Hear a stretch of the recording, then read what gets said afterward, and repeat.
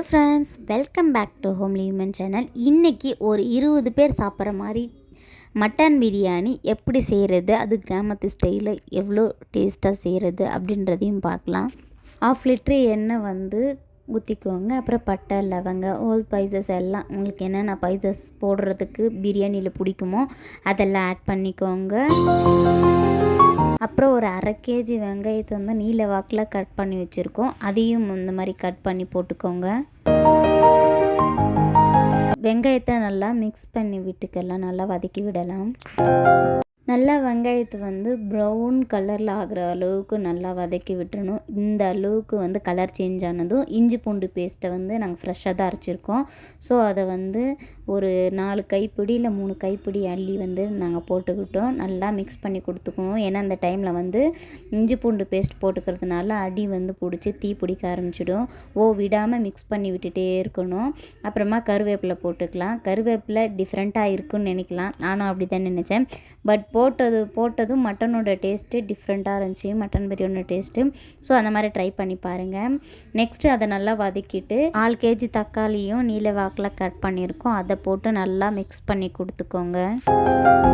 இப்போது 2 ஸ்பூன் மஞ்சத்தூள், அப்புறம் ஒரு கைப்பிடி உப்பு போட்டு நல்லா மிக்ஸ் பண்ணி கொடுத்துக்கணும். அதை அடி பிடிக்கும். ஸோ நம்ம நல்லா அழுத்தி மிக்ஸ் பண்ணி கொடுத்துட்டு ரெட் சில்லி பாக்கெட்டு 1 பாக்கெட் போட்டோம். எங்களுக்கு அதிகமான காரம் வேண்டாம், அதனால் நாங்கள் மீடியமாக போட்டுக்கிட்டோம்.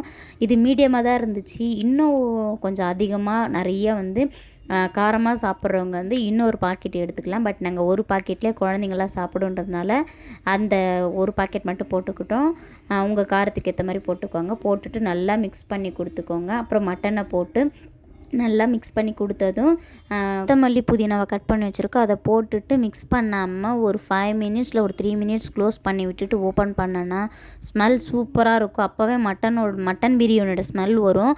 அப்புறமா நல்லா மிக்ஸ் பண்ணிவிட்டு தேவையான எவ்வளோ அரிசி எடுத்துக்கிட்டிங்களோ அந்த அளவுக்கு தண்ணி எடுத்துக்கோங்க. இப்போ 1 கிளாஸ் அரிசி எடுத்துக்கிட்டிங்கன்னா 2 கிளாஸ் தண்ணி ஊற்றிக்கோங்க. அந்த மாதிரி அளவு கரெக்டாக இருக்கும்.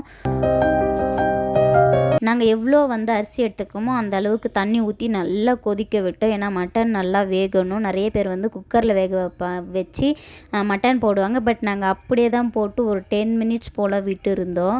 பட் இன்னும் ஒரு 20 மினிட்ஸ் விட்டுருந்தா நல்லா சாஃப்டாக வெந்திருக்கும். மட்டன் மட்டும்தான் லைட்டாக வேகலை. அப்புறமா நல்லா கொதி வந்ததும் நம்ம எடுத்து வச்சுருக்க அரிசியை போட்டு நல்லா மிக்ஸ் பண்ணிவிட்டு ஒரு 15 மினிட்ஸ் இல்லை 10 மினிட்ஸ் க்ளோஸ் பண்ணி விட்டுறணும். அடிக்கடி ஓப்பன் பண்ணி இந்த மாதிரி மிக்ஸ் பண்ணி விட்டுட்டோன்னா அடி பிடிக்காமல் இருக்கும். பிரியாணியோட ஸ்மெல்லும் நல்லாயிருக்கும், ஏன்னா அடி பிடிக்கும் அதிகமாக.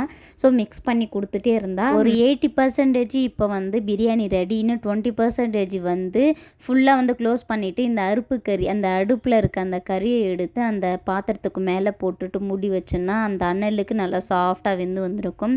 இப்போ நாங்கள் பிரியாணி செஞ்சு ரெடி பண்ணிட்டோம். பிரியாணி என்னமோ நான் செஞ்ச மாதிரி பில்டப்பெல்லாம் விட்டுட்ருக்கேன்னு நினைக்கிறீங்களா? கண்டிப்பாக நான் செய்யலை. எனக்கு இவ்வளோ பேருக்குலாம் செய்ய தெரியாது. ஒரு 5 பேருக்கு மட்டும்தான் நான் செய்வேன். எங்கள் அண்ணி தான் எங்களுக்கு அடிக்கிற வெயிலில் எங்கள் ஊர் ஃபெஸ்டிவலுக்காக எங்கள் வீட்டுக்கு வர ரிலேட்டிவ்க்கு எல்லாருக்கும் இவங்க தான் ஸ்பெஷலாக எங்களுக்கு செஞ்சு கொடுத்தாங்க. அடிக்கிற வெயிலில் கஷ்டப்பட்டு செஞ்சு கொடுத்துருந்தாங்க.